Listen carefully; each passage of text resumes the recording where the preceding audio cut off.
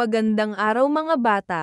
Ang pag-aaralan natin para sa araw na ito ay tungkol sa kasanayan sa paghuhugas ng mga kasangkapan sa kusina. Sino dito ang marunong ng maghugas ng pinagkainan?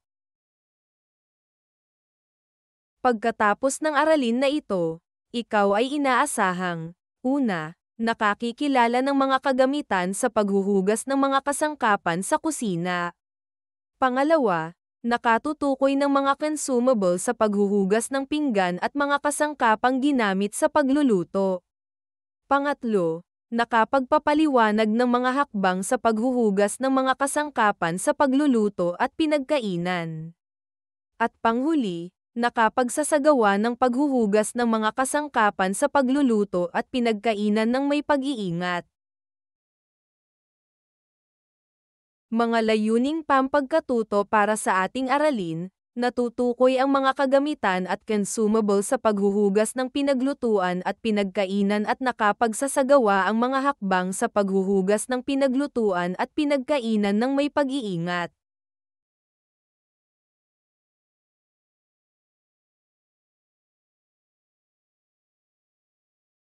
Tignan ang nasa larawan mga bata.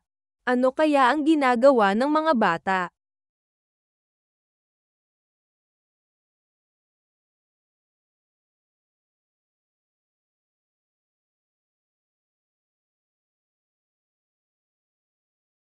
Magaling, ang mga bata sa larawan ay naghuhugas ng pinagkainan.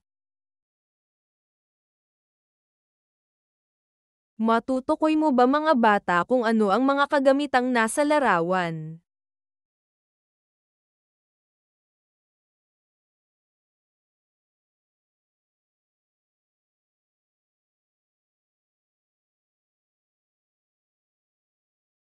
Bago tayo magsimula sa ating aralin, subukan muna natin sagutan ang unang gawain.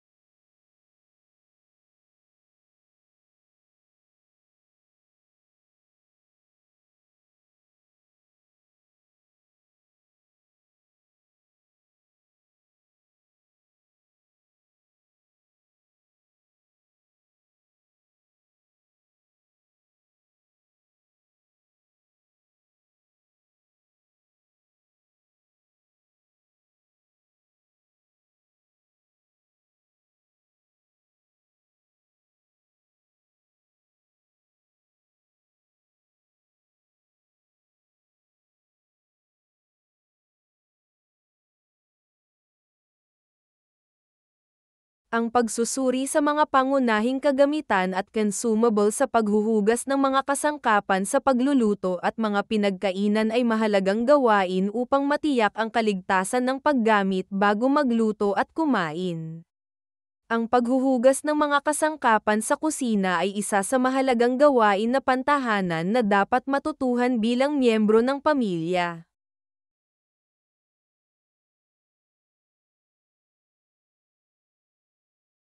Alamin natin ang mga kagamitan at consumable sa paghuhugas ng pinaglutuan at pinagkainan. Ang sponge at cleansing pad ay ginagamit sa pagpahid ng mga liquid detergent or paste sa pagtanggal ng mga dumi. Malalambot ito at nagsisipsip ng tubig na nakatutulong sa pag-alis ng mga dumi.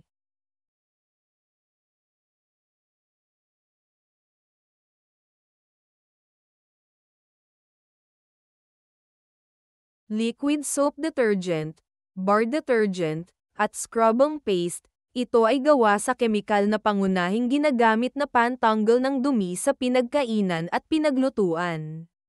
Ito ay maaaring liquid form, paste or solid. Ang ilan sa mga ito ay may mga pabango na nakapagbibigay ng mabango at malinis na amoy.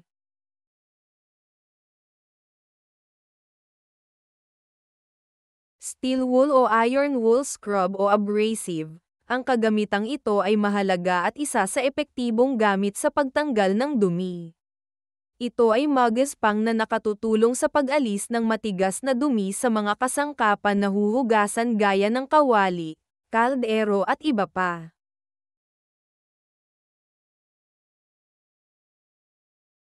Wash basin o palanggana ay may malalim na espasyo na ginagamit na lagayan ng tubig na pangbanlo ng mga hag-asin.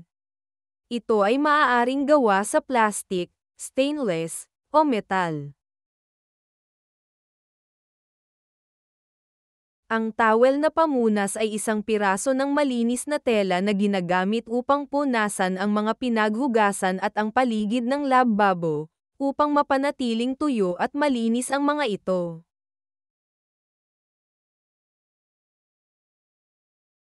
Narito ang mga hakbang sa paghuhugas ng pinagkainan at pinaglutuan.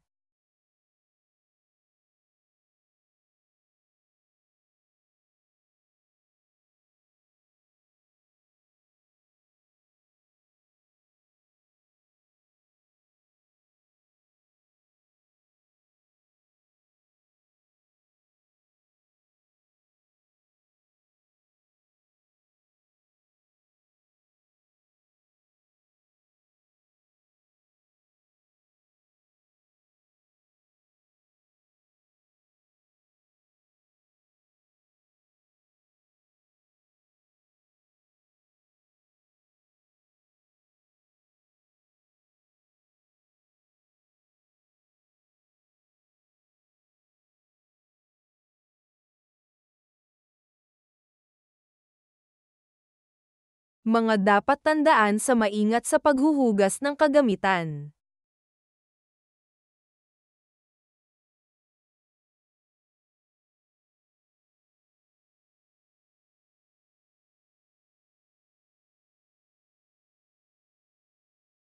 Tandaan natin mga bata na ang wastong paghuhugas ng pinagkainan at pinaglutuan ay mahalaga hindi lamang sa kalinisan ng ating kapaligiran, kundi pati na rin sa ating kalusugan, dahil nakatutulong ito upang maiwasan ang pagkalat ng mga mikrobyo at sakit.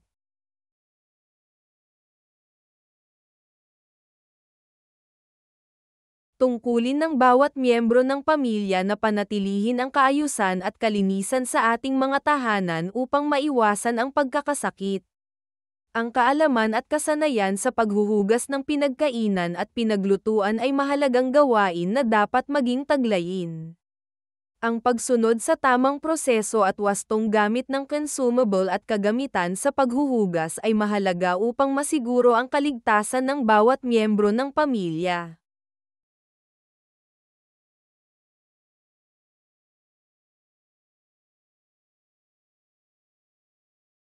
Sagutan natin ang ikalawang gawain.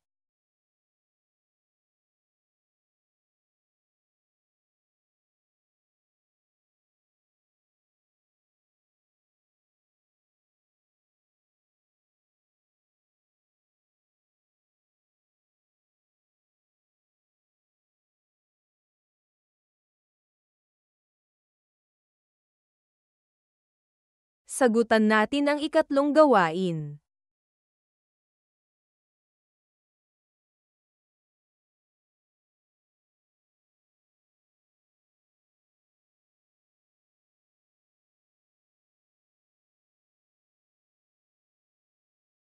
Sagutan natin ang ating pagsusulit para sa araling ito.